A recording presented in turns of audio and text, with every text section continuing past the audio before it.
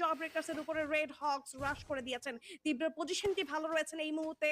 এই মুহূর্তে আমরা দেখতে পাচ্ছি 3v3 সিনারিও রেড হকস এর প্লেয়াররা অনেকটা লো জোনের প্রেসার ব্লেডকে আপার গ্রাউন্ড থেকে প্রেসার করছে তীব্র।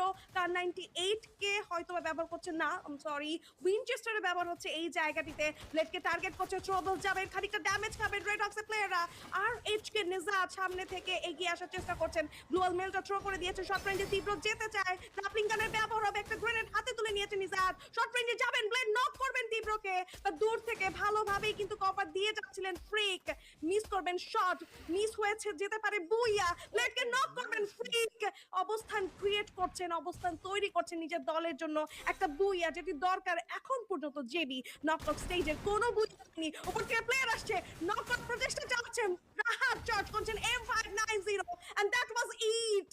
নিজাত and রাহাত কন্ট্রোল করেছে ground and another booyah secure করেছে নিজের দলের জন্য, বাট জব ব্রেকার্স